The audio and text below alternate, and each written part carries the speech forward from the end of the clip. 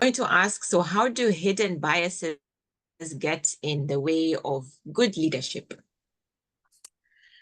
You're talking about conscious and unconscious bias? Yes.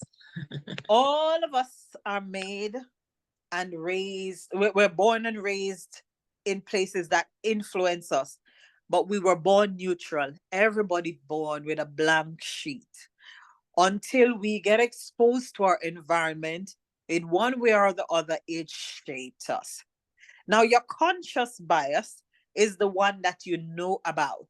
So it is saying that I don't like something or someone for whatever reason. You are conscious of the fact that you don't like. And sometimes let us deal with that first. Whenever that happens, I always think of the prime minister of a country or the president of a country. They have to serve everyone. Whatever their conscious bias is, they have to exercise self-control. You and I are no different. If we're running a business or we are leading a team, whatever our biases are, and only you know them, the conscious ones, then of course we have to make it a conscious effort to not expose people to our biases. And that may mean we have to go deal with some stuff. You see all these talking about counsel, that may mean we need to go and deal with some stuff.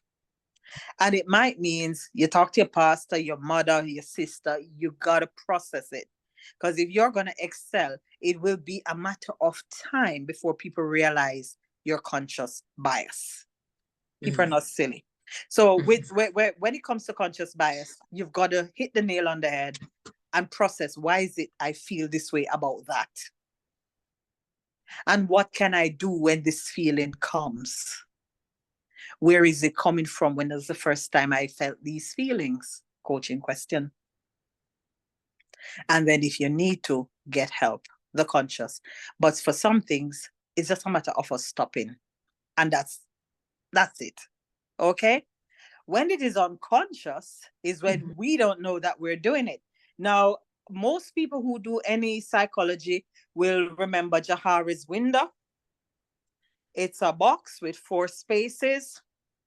And in one of the column, it's what you know about yourself and what people knows about you.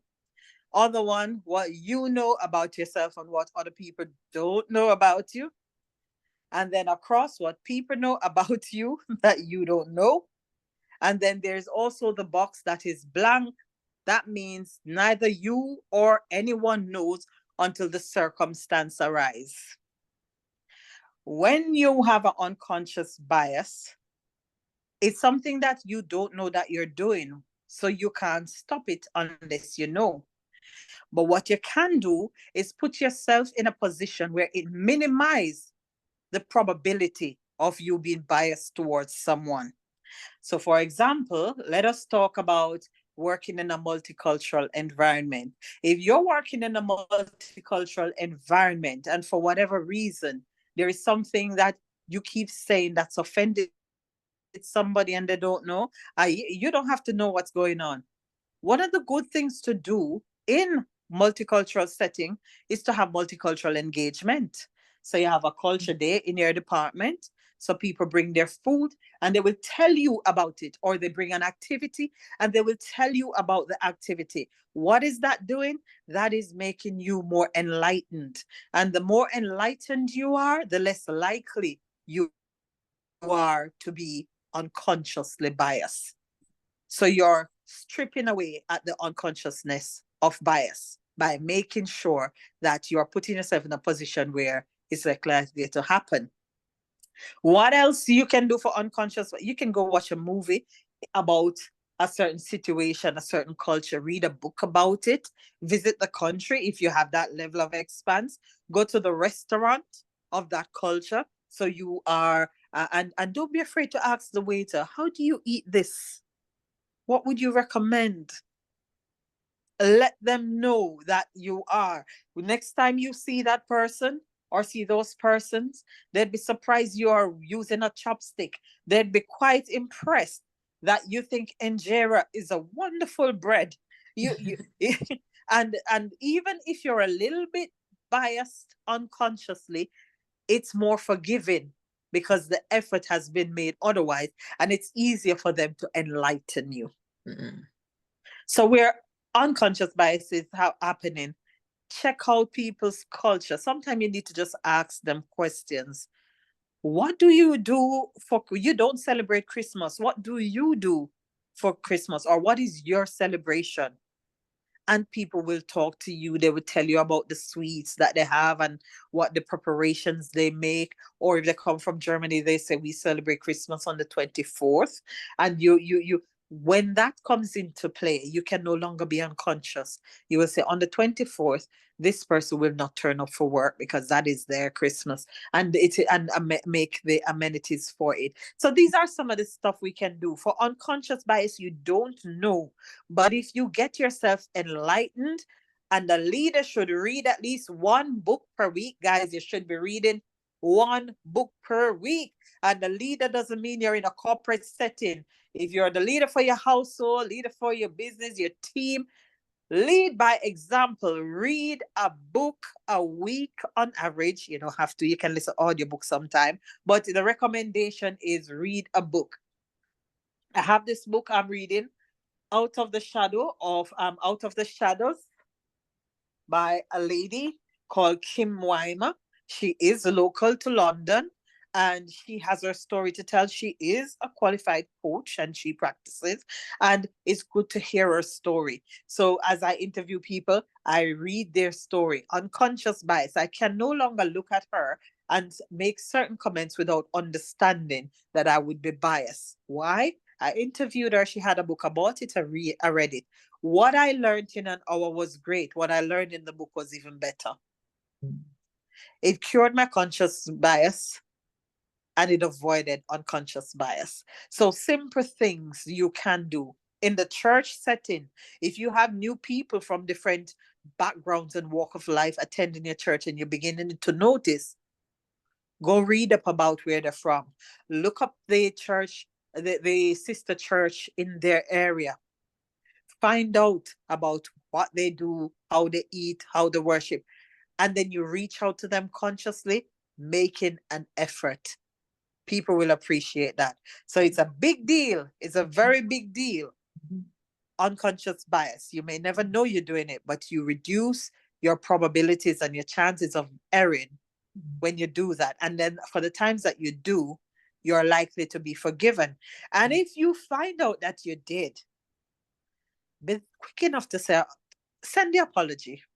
It won't hurt you. Mm-hmm. It will only mend bridge and make you move on faster. Yes. So talking about conscious and unconscious bias, that's my take on those areas. For the ones that you know, work on yourself. For the ones that you don't, and ask for help. And for the ones that you don't know, eliminate your chances.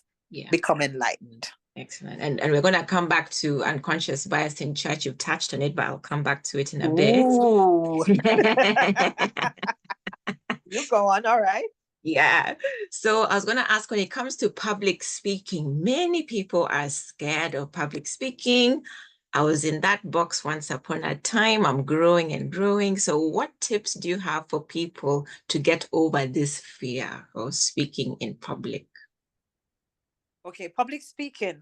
There is statistics say that it's 75% of the population that is afraid of it. And I was surprised when I saw big chief execs and those type of men afraid of public speaking. And then I was wondering, how did they get by? They had very confident PAs who get rid of all the unnecessaries for them. But in the event that you're not as fortunate to have people who can sort that out for you, one of the key things that I always say is read a lot. One, when you read, you widen your vocabulary. You become a bit more fluent with knowledge. You know a lot of things. Read widely. Don't just read one group of book. Don't just read from one sector.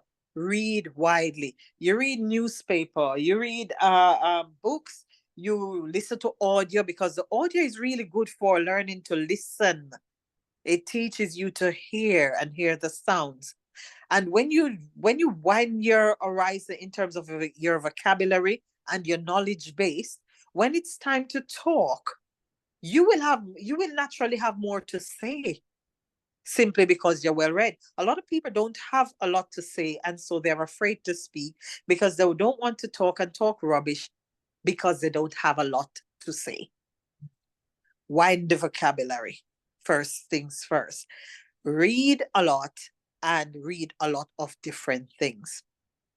Now, another tip that I can give you where fear of public speaking is concerned is practice. It doesn't matter what your accent is or how proficient your command of the English language is grammatically. Effective communication means you speak, I understand. I speak, you understand. Practice. We have lots of, or I'll give you an example.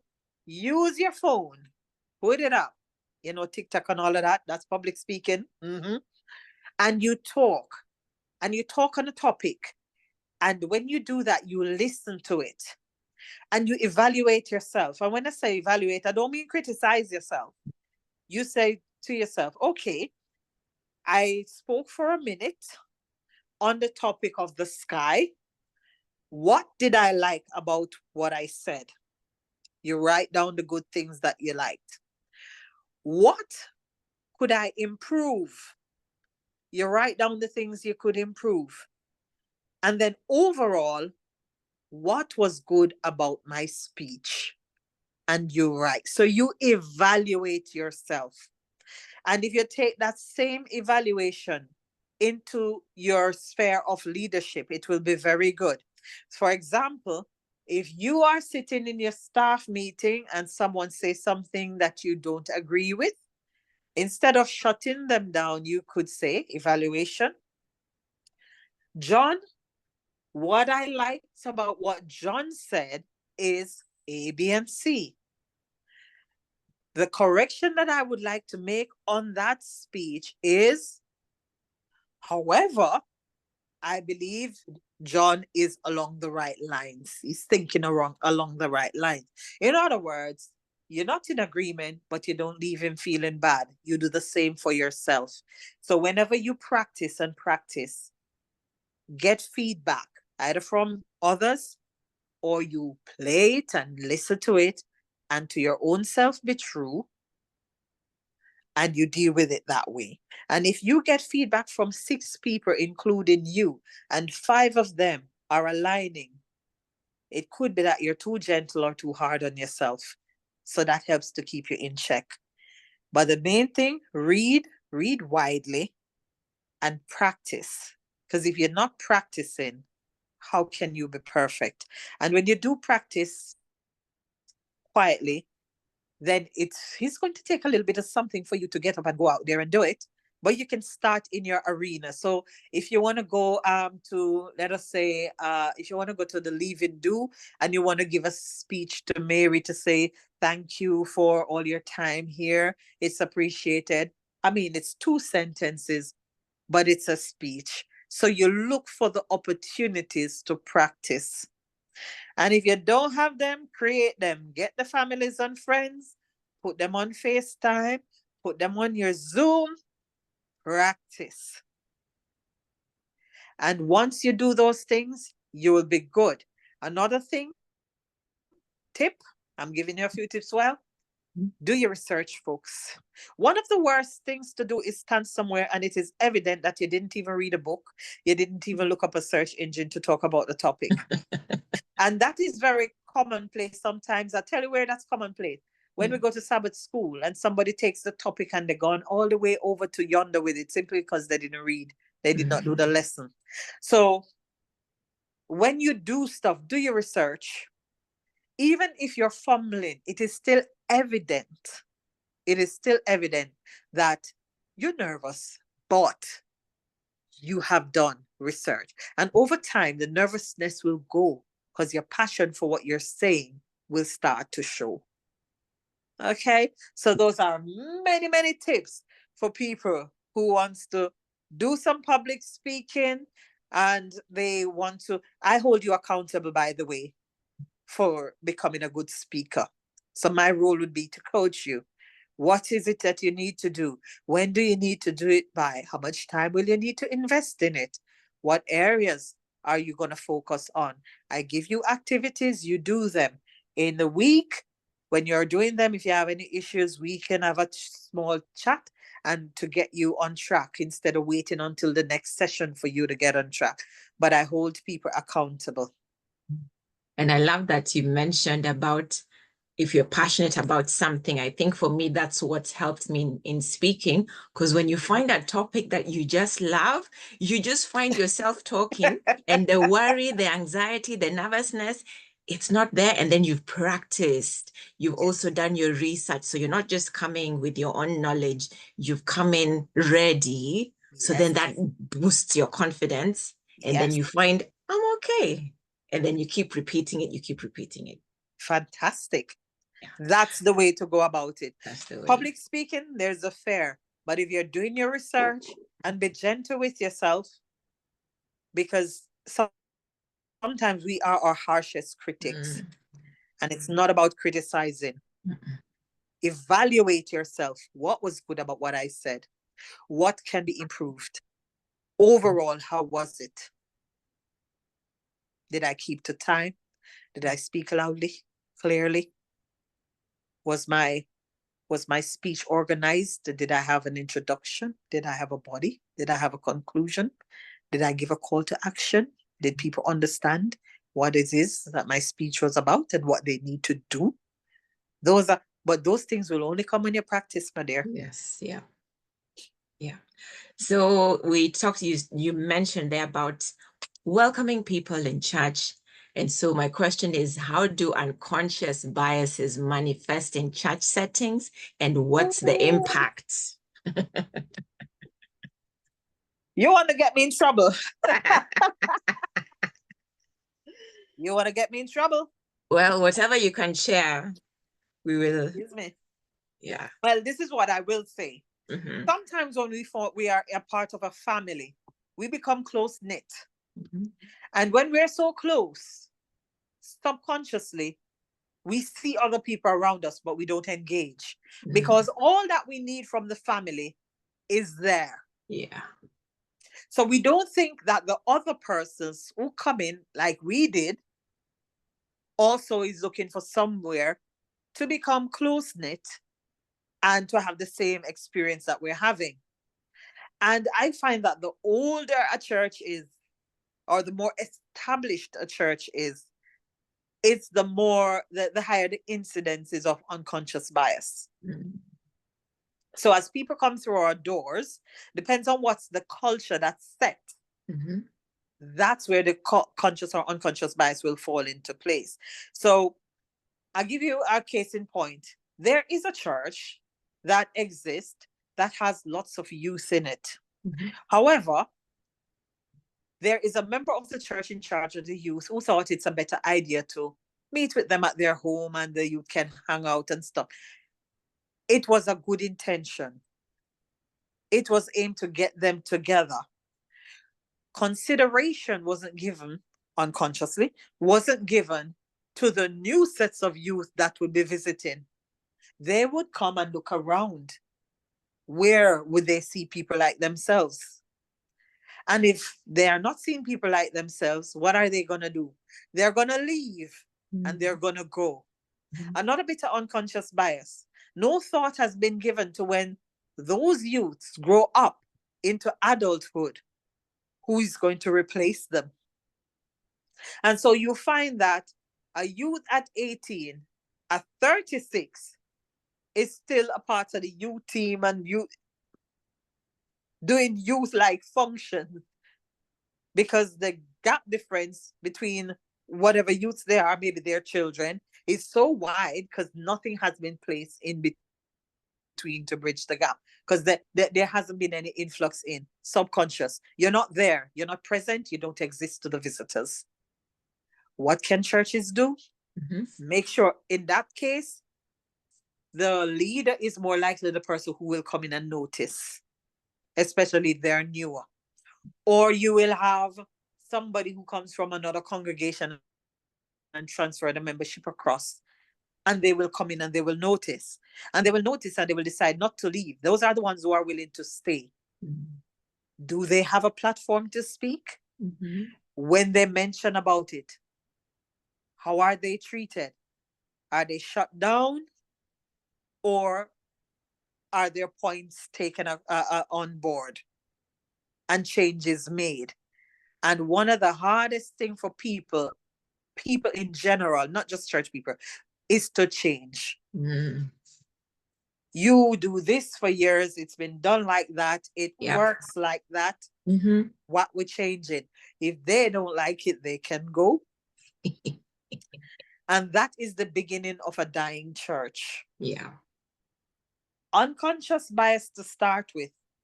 When it becomes evident, it's no longer unconscious. It requires action. And wherever the action comes from, either from a member who's transferred there, or a visitor, or a new pastor, or just the fact that somebody might realize that, hold on, hey, what are we doing here? So that is where it no longer sits in the Jahari window of, I don't know. We all know, we fix it. So where churches are concerned for unconscious bias, I tend to find it in the more established churches where the groups, people know each other very well. They know each other on a personal level. And so they become comfortable and they forget to leave room for others. The same thing applies to the workplace. If you go to the workplace and you have long-standing staff members there, they're getting away with murder. They're getting away with doing some stuff that a newer member would have been pulled up about. Unconscious it might be. But once that person say, hey, you're picking on me, it's no longer unconscious. So most unconscious bias will become conscious bias if it is highlighted and the practice still continues. And as I said before, we don't like change. We like the sweet spot on the sofa. When you look at the sofa and see where that little sink is, that person loves that spot. So when it comes to, and it's a comfortable spot. For me, I wear my shoes until they're so comfortable. But by the time they get that comfortable, they're worn down and need changing. But I'm so comfortable in them, I don't want to break in another. And sometimes that's what happens. So we're dealing with this. It has to be from a leadership point of view. I will have to say it will have to be highlighted either as a locally, as a pastor, or or the church board or the eldership, or it has to go above, and groups of pastors within districts might have to come together and maybe have workshops around changes and embracing people, or along that lines. That's what I would what I would recommend. But don't bash the people who are comfortable, because they're comfortable and happy and don't see the need to be extend themselves to you. Don't bash them. There's room for growth and learning. And sometimes when you fire at them, oh, you all like this, so them stay. Oh, then what happened? Resistance, and let the war begin. But when you have a good leader step into that arena and say, our energy should not be dispelled fighting this nonsensical battle. Let us wiggle down the bench a little more, make a room for a few more, so that all of us. And then what will happen is you'll have the youth group growing, and then you'll have a decent set to go in that little to bridge the gap between the youth and the more mature people. And then you will find that there will be good transition stages for your church members. And they won't need to leave the church, you know. They'll stay right in there and grow old, and they will have different experiences as they grow. Amazing. Unconscious bias will always become conscious bias. And once it's made known, Yes. And you say the same thing about culture, social, all of that. Those things are important. Mm-hmm. You don't just come to church on Saturday, Sunday just to pray and go home. We need social. We need people to play games so they can see personalities coming out. Mm-hmm. Get that. We need to take a seaside trip. The coach ride alone. You come off it dying of laughter, never knowing that how funny people are. Yeah. You see them every day looking serious. Yeah. Breaking down barriers. Yes. But remember, once it is unconscious and it becomes conscious, you got to do something about it. Yeah.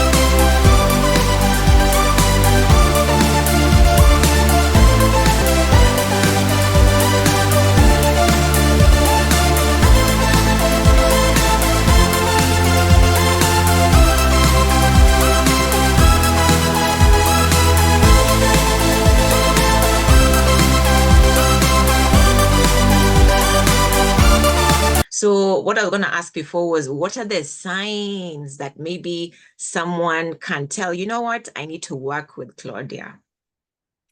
Okay, so you're an ambitious person.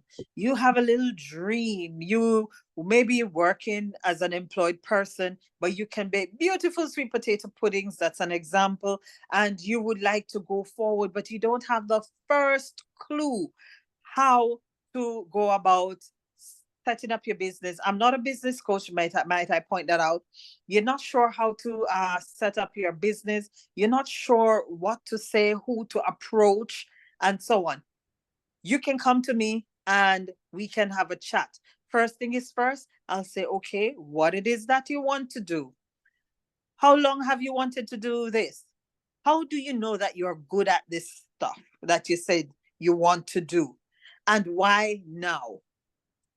Then I say, then after we establish that, should we go ahead? Then I'd say, did you write a business plan for this? Have you written out what it would take? Have you researched what it would take for you to start this business? And then they would say yes or no. And then on that front, you will continue with the questions in a sense that you're prodding them to think.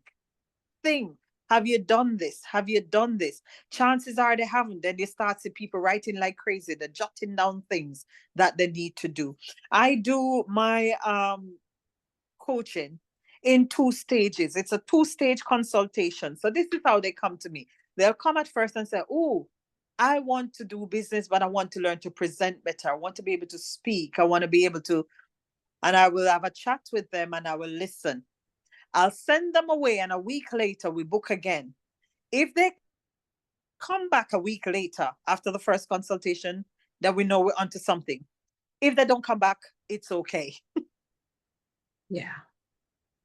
Right? Yeah. So if they do come back, then you know that this person is interested in what's been done. And sometimes when they come to start, they won't start right away. They may start 6 months later, but at least you give them the edge. The first consultation I don't charge for, the second one I will. Okay. And this is one of it. Now, for the Yeah. motivational speaking side of it, if you run a company and you want somebody to come in and do something with your team, like motivational speaking. For example, if you're going to make a big change and it's coming up to maybe Christmas time or summertime, and you want to do something with the group to motivate them, you can get someone, have a dinner, a ball, or whatever the occasion. You can invite me over at the end of it. I'll do a motivational talk along the lines where you'd want your company and your staff to be motivated and inspired, and I'll put it along that. If it's change management, sometimes it's a good time to prepare the mind for the change. So you have somebody come in and give talks about the the positives of changes and the positives of remaining as is, innovation versus, and so on, and then you would get that message in, so I can relay that message on behalf of. That's part of my motivational inspirational speaking. And at times, sometimes there are more motivational inspirational speaking on a personal level, almost like a TED talk. So it would be some experience of yours that you're going to use to inspire someone to continue doing well or to do well. That bit. Public speaking, if you're sitting in your staff room and you're the person in charge and you're struggling to put across a thought, convey a thought, or your staff seem like they don't respect you because maybe you got promoted this from the same group that they're in, so they see you as one of them. And now I can help you in terms of your leadership, how to set boundaries without saying much, how to speak with authority. Let them notice that, hey, she's transitioned up. I will either stay or leave, and that will make room for her or him to do what he needs. Yes. So when you look at people looking at their personal development within business, how to conduct themselves, run a meeting, give talk, give a speech, that type of stuff, I am there. For the leadership aspect of it, how to set my boundaries, how to become emotionally intelligent, how to learn to listen first, then speak after. Big thing. Also do personality profiling. So when you do the personality profiling, it helps psychometric testing, they call it as well. It helps you, the individual, to understand yourself. And if you do it with your team as a team activity, it helps you also to understand the people who you are in charge of or you represent. It will tell you what's their best style of communication, what's the most effective way to get the best out of them. It will let you know if they're fit for the role. If you're recruiting, it will help you with recruiting the right person for the right job, how to write your interview questions so that you can get the right answers and so on. So those are part of my service. And if you are any way in near shape or form in need of it, please don't be afraid. Just come and have a chat. If in doubt, just have a talk. It's okay, Yeah. right? The first consultation doesn't come with a price tag. The second one will. And then in terms of life coaching, for that is Yes. so straightforward. If you need to talk to somebody, maybe you don't want to go to a counselor per se. You want to just see if you really have an issue. You can just have a chat and I'll say, that's not life coaching, or oh, you don't need a counselor for that. What you need is this. And this is where life counseling, life coaching happens. You have somebody who is ambitious and they want to get from A to B, but this is hindering them, and you can help them navigate that. And that's exactly what you want to do. You want to help people to navigate themselves out of situations and circumstances that are holding them back. And once they figure out what it is, right? Ideal people for me, if you're looking at ideal, I love people who work with embassies, guys. If you're working in an embassy, you have to public speak. You're representing. You're a diplomat. You stand up. You convey messages, and not only that, they're repeat customers. Yes, if you work in an embassy, if you know Yeah. Yeah. politicians, if you know I'll ask for what I want. If you know politicians that house things, you hear them speak. I work well with them as well. And business people, people with business mind who wants to grow themselves in preparation for scaling up their business or for growth and more success. Yes. Those are your ideal clients. Excellent. Yes. So if somebody is thinking, oh, I know somebody who fits that, or maybe they're thinking it's themselves, what's the best way to Reach out to me. contact you? If you look on Be Empowered A1, B is just the letter B, apostrophe, empowered, A, and number 1. beempowered1.com. If you look at it, if you type it into Google, when you get onto the website or your search engine, whichever one you use, when you get onto the website, the numbers are there. And you can, under contact, you can email me directly and tell me exactly what it is, and I will respond. I am also on LinkedIn.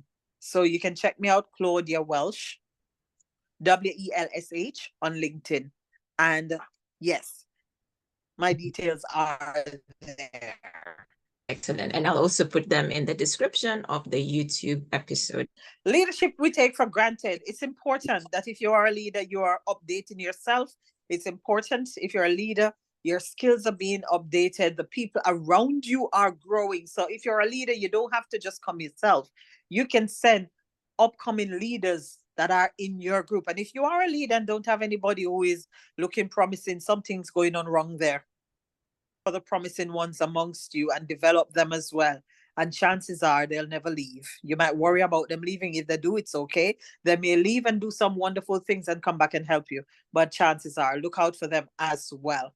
But master classes, and I am starting some master classes. First one starting on Sundays, guys. Sundays done who are so busy in the week, but I make it starting at let us say 10 o'clock in the morning, be 2:33, 10. So it's 4 of them speaking, and it's all the theory, various platforms that people public speak on, rooms, standing behind lecterns and giving speeches, media, all of those various platforms, pitching for your businesses. All of those platforms will deal with you. Then we'll focus on that for you. Everything I do has activities, guys. Much before we start is the art of emotional intelligence in public speaking. To learn the room, read it well, adapt what you're doing, and then move on. We're looking at the nonverbal communication. I had to learn that. That's not a gift that I have. It's acquired. Acquired. The public speaking and leadership, and I in bracket I put the psychology of public speaking. Everything that you say will have a meaning and people will take it, whether you intend for them to do so or not. They will take it and they will act or not act accordingly. And so need you to understand the power of your words when you become boss. And that's going to be the final one, because when you leave, it has to resonate with you a little longer. You may get a personality profiling done, and it will work also on your emotional intelligence as an individual. It's something that once you learn, you cannot unlearn it. You'll have it for the rest of your life. Later on, you'll still have it. Who knows? But the the point is, whatever value you put on yourself, you will put on the information that you will receive. This or for master classes, then by all means, you will get discount. If you come to me and said you heard about this from Tracy, the health coach, I will definitely give you a discount. It doesn't matter if you attend one class or all 4. Whichever you attend, it's fine, but it's always better to get the package. And it's a beautiful package, I believe. Excellent.